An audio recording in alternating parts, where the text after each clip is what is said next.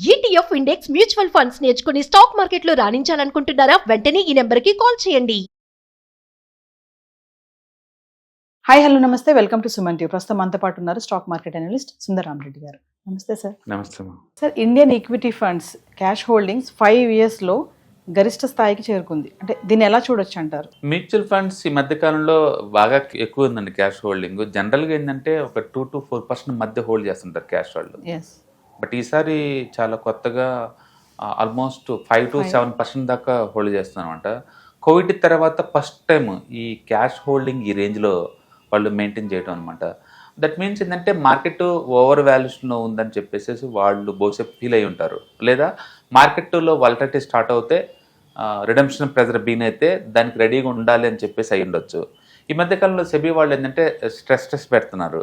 ఒకళ్ళు మార్కెట్ కానీ కొలాప్స్ అయిపోతే ఇమీడియట్గా ఎంతవరకు ఎన్కాష్ చేసుకోవచ్చు అని చెప్పేసి అది ఎవరీ ఫ్రీక్వెన్సీగా వాళ్ళు డిడక్ట్ చేస్తుంటారు. కాబట్టి దాని గురించి కూడా వీళ్ళు క్యాష్ హోల్డింగ్ ఎక్కువ అవుతుంది. మొత్తానికైతే మ్యూచువల్ ఫండ్ హౌస్లు మొత్తం కూడా చాలా కన్జర్వేటివ్గా ఉన్నాయి అని మనం చెప్పచ్చు దీన్ని బట్టి.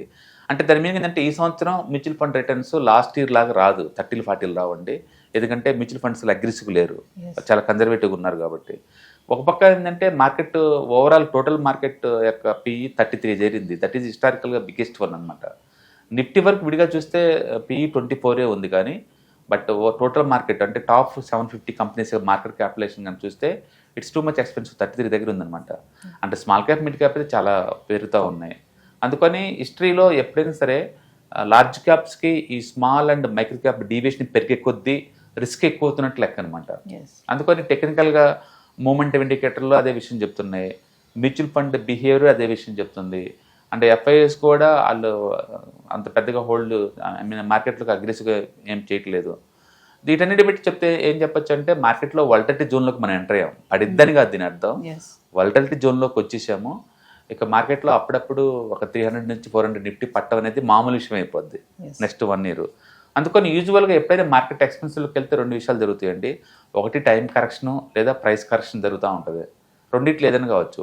టైం కరెక్షన్ మహా డేంజరు, ఎందుకంటే మార్కెట్ పడదు పెరగదు అంతే ఉంటుంది. అంతే ఉండేసరికి 1 or 2 years తర్వాత ఏమవుతుందంటే ఇక మార్కెట్లో ఎర్నింగ్స్ పెరుగుతున్నాయి కాబట్టి లో PEకి వస్తే అప్పుడు అట్రాక్ట్ అవుతాయి అనమాట. అదొక పద్ధతి. రెండో పద్ధతి ఏంటంటే మార్కెట్ కరెక్షన్ గురించి అనుకోండి తొందరగా రికవర్ అవుతుంది. అందుకని మార్కెట్ కనుక ఒక 20 to 30% పడింది అనుకోండి, రికవరీ స్పీడప్ అవుద్ది. పడలేదనుకోండి చాలా ఎక్కువ పట్టింది అనమాట, బోరింగ్ లాగా. ఎగ్జాంపుల్ 22-23, 22లో పెద్ద పోలేదు మార్కెట్, 23లో పెద్ద పోలేదు మార్కెట్. అప్పుడే టైం కరెక్షన్ అనమాట అది. ఓకే, సో అందుకని మార్కెట్లో టైం కరెక్షన్ రావచ్చు లేదా ప్రైస్ కరెక్షన్ రావచ్చు నెక్స్ట్ 1 year.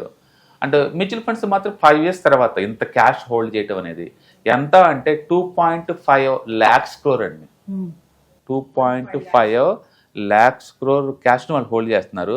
దట్టు స్టాక్ మార్కెట్లోకి సంవత్సరానికి 60 నుంచి 70 IPOs వచ్చిన టైంలో, సంవత్సరానికి 60-70 IPOలు వస్తుంటే వాటన్నిటికి అప్లై చేసుకుంటూ కూడా వీళ్ళు క్యాష్ను హోల్డ్ చేస్తున్నారంటే సప్లై ఎక్కువ ఉంది. అంటే రిటైలర్స్ నెలకొచ్చాక 23,000 కోట్లు పంప్ చేస్తున్నారు మార్కెట్లోకి. దాంతో వాళ్ళు వాల్యుయేషన్ ఓవర్ స్ట్రాటజీ అని చెప్పేసి వాళ్ళు బహుశా ఫీల్ అవుతున్నట్టు ఉన్నారు. మొత్తానికైతే ఇది ఒక వార్నింగ్ లేదా హింట్ అనమాట, మార్కెట్లోకి మనం ఆల్రెడీ జోన్లోకి వచ్చామని చెప్పేసి. అందుకని బెటర్ టు బీ కన్జర్వేటివ్ అనమాట. అందుకని అగ్రెసివ్గా స్టాక్స్లో పోర్ట్ఫోలియో ఫిల్ చేసే బదులు బెటర్ టు బీ కన్జర్వేటివ్ అనమాట. అంటే స్మాల్ క్యాప్ మైక్రో క్యాప్ వాళ్ళందరూ కొంచెం లార్జ్ క్యాప్ షిఫ్ట్ అవటం, లార్జ్ క్యాప్కి ఎక్కువ అలకేట్ చేసేసి స్మాల్ క్యాప్స్కి తక్కువ అలకేట్ చేయడం వల్ల ఏంటంటే ఇలాంటి సినారియో మనం ఫేస్ చేయొచ్చు అనమాట. ఏదైనా సరే next 2025 very challenging year stock market complete అవ్వట్లేదు. సో దీనివల్ల మరి ఫండ్ మేనేజర్స్కి రిస్క్స్ ఎలా ఉంటాయి? నేను అదే ఆ రిస్క్ మినిమైజేషన్ కోసమే కదా వాళ్ళు ఇట్లా చేస్తుంది. బట్ అగైన్ వాళ్ళు కరెక్ట్ అవ్వాలి రూల్ ఏం లేదు. 2023 ఎండింగ్లోనే, ఇంకా చెప్పాలి 24 స్టార్టింగ్లోనే ఫిబ్రవరి మంత్లో టాటా స్మాల్ క్యాప్ వాళ్ళు SIPలు లంసం తీసుకోవటం ఆపేశారు, ఓన్లీ SIPలు అలో చేశారు. అండ్ నిప్పాన్ వాళ్ళు లంసం అమౌంట్ ఆపేశారు. అండ్ నెక్స్ట్ వీళ్ళు కూడా ఆపేశారు, Tata Nippon and 1 more mutual ఫండ్లు కూడా వాళ్ళు కూడా లంసం అమౌంట్ ఆపేశారు. SBI స్మాల్ క్యాప్లు కూడా లంసం అమౌంట్ ఆపేశారు. స్టిల్ మార్కెట్ పెరిగింది కదా 30%. అందుకని మ్యూచువల్ ఫండ్స్ వాళ్ళు ఓవర్ వాల్యుయేషన్ అని చెప్పేసి వాళ్ళు టైట్ చేస్తున్నా వాళ్ళు రైట్ అవ్వాలని రూల్ ఏం లేదు. అంటే మార్కెట్ ఈజ్ సుప్రీం అనమాట. బట్ అప్పుడుతో పోల్చుకుంటే ఇప్పుడు ఇంకా మోర్ ఎక్స్పెన్సివ్ టారైంది, ఇప్పుడు ఇంకా మోర్ ఎక్స్పెన్సివ్. ఈ టైంలో మాత్రం ఎక్కువ మంది క్యాష్ హోల్డ్ చేస్తున్నారు. ఈసారి వెరైటీగా అగ్రెసివ్గా ఉండే క్వాంట్ వాళ్ళు కూడా క్యాష్ మెయింటైన్ చేస్తున్నారు. యాక్చువల్ క్వాంట్ మ్యూచువల్ ఫండ్స్ చాలా అగ్రెసివ్గా ఉంటారు వాళ్ళు. ఎప్పుడు 1% 2% తప్ప క్యాష్ మెయింటైన్ చేయరు. అలాంటి వాళ్ళు కూడా 6-7% క్యాష్ హోల్డ్ చేస్తున్నారు. ఫస్ట్ టైం లాస్ట్ 5 yearsలో. It shows that market over వాల్యుయేషన్కి వెళ్ళిందని వాళ్ళు ఫీల్ అవుతున్నారు. Maybe they are waiting for right opportunities. అంటే సార్ 5 yearsలో గరిష్ట స్థాయి అన్నాం కదా, అంటే గరిష్ట స్థాయి అంటే ఎంత? అంటే 2.5 lakh crore ఓకే, డిప్లాయ్ చేయకుండా మార్కెట్లో హోల్డ్ చేసుకోవటం. ఓకే, 2.5 lakh crore వాళ్ళు హోల్డ్ చేశారు. హోల్డ్ చేస్తే ఏమవుతుందంటే రిటర్న్స్ తగ్గిపోతాయి. హోల్డ్ చేయటువంటి క్యాష్ రూపంలో ఉంచరు, వాళ్ళు డెట్ ఫండ్స్లో పెడతారు, ఓకే, ఓవర్ నైట్ ఫండ్స్లో పెడతారు. అది ఎంత వస్తుంది? ఇయర్లీ 6% వస్తుంది. ఓకే. యూజువల్గా మనం మ్యూచువల్ ఫండ్స్కి వెళ్ళినప్పుడు మనం ఏమనుకుంటామంటే ఇయర్ 20-30% వచ్చిద్దాం అనుకుంటాం కదా. ఇప్పుడు ఇంకా అంత రాదనమాట, ఎందుకంటే వాళ్ళు అగ్రెసివ్ లేరు, ఓకే, వాళ్ళు డిఫెన్సివ్ ప్లే చేస్తాం గేమ్ని. అందుకని నెక్స్ట్ 1 yearsలో రిటర్న్స్ తగ్గిపోయే ఛాన్స్ ఎక్కువ ఉంది. ఇప్పటికే మీరు స్మాల్ క్యాప్ మిడ్ క్యాప్లో చూస్తే మీకు last 2 years 0 returns already start అయింది. గేమ్ ఇంకా ముందు రోజుల్లో ఇంకా స్లో అయ్యే ఛాన్స్ ఎక్కువ ఉంది. సార్ ఎస్ఐపి లంసమ్ అని అంటున్నారు కదా, రెండిట్లో ఏది బెస్ట్? అంటే ఏది బెస్ట్ అనే బదులు రెండు కూడా నీ దగ్గర ఎక్స్ట్రా అమౌంట్, డిస్పోజబుల్ అమౌంట్ ఉంటేనే పెట్టగలుగుతున్నావు, అంతే కదా. అంటే ఈ డబ్బు ఇప్పుడు అర్జెంటుగా అవసరం లేదు, అంటే ఫ్యూచర్ నీడ్స్ కోసం అనమాట. అందుకని మీరు ఎవ్రీ మంత్ 5,000-10,000 మిగిలే వాళ్ళందరూ ఏమో ఎస్ఐపిలో పెట్టుకుంటూ పోతారు, ఏ మంత్ కామంతే. లేదు వేరే వర్క్ ద్వారా సడన్గా నాకు డబ్బు వచ్చేసింది, లంప్స్ అమౌంట్ బల్క్లో 5 లక్షలు 10 లక్షలు, ఈ అమౌంట్ని మొత్తాన్ని మార్కెట్లో షిఫ్ట్ చేసి అనుకోండి, ఈ కాల్డ్ లంసం. అంటే బల్క్ అమౌంట్ ఒకేసారి పెడితే దాన్ని మీరు లంసం అంటారు. ఏ మంత్ కామంతే మనకి అన్ని ఖర్చు బాగుంది, మిగిలిపోయిన అమౌంట్ ఉందనుకో, దాన్ని మార్కెట్లో పెట్టామనుకో, దాన్ని ఎస్ఐపి అంటారు. రెండిట్లో ఏది బెటర్ అనేది మార్కెట్ కండిషన్ బట్టి ఉంటుంది, అది మనం డిసైడ్ అవ్వడం కాదు. మార్కెట్ బాగా పడిపోయి ఉందనుకోండి, డిస్కౌంట్లో ఉందనుకోండి, లంసం పెట్టడం వల్ల మనం మంచి బెనిఫిట్ తీసుకోవచ్చు. ఓకే, అలాగే మార్కెట్ ఇప్పుడు ఎక్స్పెన్స్లో ఉంది కదా, ఈ టైంలో అనుకోండి ఎస్ఐపి పెట్టడం ద్వారా పెద్ద పెయిన్ ఫీల్ అవ్వం. అందుకని మార్కెట్లో ఓవర్ వాల్యుయేషన్ లేదా ఓవర్ అండర్ వాల్యుయేషన్ జోన్ తగ్గట్టు మనం గేమ్ని ప్లే చేయాల్సి ఉంటుంది అనమాట. అందుకని లంసంకి this is not the right time. యూజువల్గా ఏంటంటే అసెట్ అలొకేషన్ ఎప్పుడు కూడా కమోడిటీస్ అంటే gold, silver, debt funds and equity funds and real estate, ఇలా 4-5 అసెట్స్ మీరు మేనేజ్ చేయాల్సి ఉంటుంది. నాకు ఒకటే అసెట్ తెలుసు అన్నట్టు మీరు ఆ అసెట్లో పూర్తిగా 100% అలొకేట్ చేయలేరు. ఇదేంటంటే ఈక్విటీలో కొంచెం తగ్గించుకునే టైం అనమాట. ఈక్విటీలో అలొకేషన్ తగ్గించి మిగతా వాటిలో పెంచుకునే టైం, లైక్ డెట్ ఫండ్స్ కావచ్చు, గోల్డ్ కావచ్చు, పెంచుకునే టైం అనమాట ఇది. ఎందుకంటే మార్కెట్ ఎక్స్పెన్సివ్ జోన్లో ఉంది కాబట్టి. అదే నీకు మార్కెట్ ఒక 20-30% డౌన్ అయింది అనుకోండి, ఇప్పుడు ఇది హెల్దీగా ఉంది, రిస్క్ తక్కువ ఉంది, రివార్డ్ ఎక్కువ ఉంది కాబట్టి ఇప్పుడు వేరే అసెట్ క్లాస్లో ఉన్న మనీని దీన్ని షిఫ్ట్ చేయొచ్చు అనమాట. అప్పుడు నీకు అన్నట్టు లంచం పనికి వస్తుంది. అందుకని మన దగ్గర డబ్బు ఉంది కదని పెట్టకూడదండి, మార్కెట్లో రిస్క్ అనలైజ్ చేసి పెట్టడం ద్వారా రిస్క్ బ్యాలెన్స్ చేయొచ్చు అనమాట.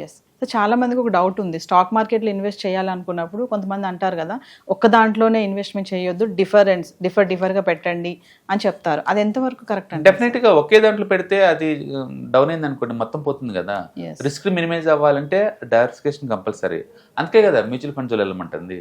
మ్యూచువల్ ఫండ్స్ ఏంటంటే ఇప్పుడు సపోజ్ మనం నిఫ్టీ 50 అన్నాం అనుకోండి, వాళ్ళు 50 కంపెనీలు ఇన్వెస్ట్ చేస్తారు. అంటే ఒక కంపెనీ జీరో అయినా మనకు వచ్చే నష్టం లేదు కదా. అట్లా మ్యూచువల్ ఫండ్స్ అయినా, ఈటీఎఫ్స్ అయినా, ఇండెక్స్ ఫండ్స్ ఇవన్నీ కూడా ఫుల్లీ డైవర్సిఫైడ్ ప్రొడక్ట్స్ అనమాట. రిస్క్ చాలా మినిమైజ్ చేస్తాయి, బట్ స్టిల్ మార్కెట్ పడితే ఎంతకంత పడతాయి అవి కూడా. Thank you. హాయ్, మార్కెట్స్ చాలా వాలటిలిటీ ఉన్నాయని భయపడుతున్నారా? మార్కెట్ ఆల్ టైమ్ హైలో ఉందని దూరంగా ఉండాలనుకుంటున్నారా?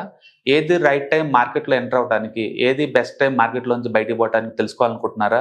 మార్కెట్లో mutual funds, ETFs, index funds ద్వారా మనీ మేక్ చేద్దాం అనుకున్నారా? ఇలాంటి మీ డౌట్స్ కి క్లారిఫికేషన్ కోసం ఈ webinar. ETFs, index funds and mutual funds కోర్సులో జాయిన్ అవ్వండి, మీ డౌట్స్ క్లారిఫికేషన్ చేసుకోండి. Every month Saturday, Sunday and Monday conduct చేసే ఈ కోర్సులో మీకు ఈటీఎఫ్స్ అంటే ఏంటి, ఇండెక్స్ ఫండ్స్ అంటే ఏంటి, మ్యూచువల్ ఫండ్స్ అంటే ఏంటి, different type of ETFs, index funds, mutual funds అంటే ఏంటి, ఇందులో ఇన్వెస్ట్ చేయడం ద్వారా లాంగ్ టర్మ్ లో వెల్త్ ఎలా క్రియేట్ చేసుకోవాలా, షార్ట్ టర్మ్ లో ఎలా వెల్త్ క్రియేట్ చేసుకోవాలా, ఎనీబడి కెన్ ట్రేడ్ ప్రోగ్రామ్ ఎలా పార్టిసిపేట్ చేయాలా, ఇలాంటి అన్నిటికీ మీకు ఆన్సర్ దొరుకుతుంది. కాబట్టి మీకు ఎవరికన్నా ఇలాంటి వాటిలో వెల్త్ క్రియేట్ చేయాలని కనుక ఇంట్రెస్ట్ కనుకుంటే కింద స్క్రోల్ అవుతున్న నెంబర్ కి కాల్ చేయడం ద్వారా మీ సీట్ని బుక్ చేసుకోండి. Thank you.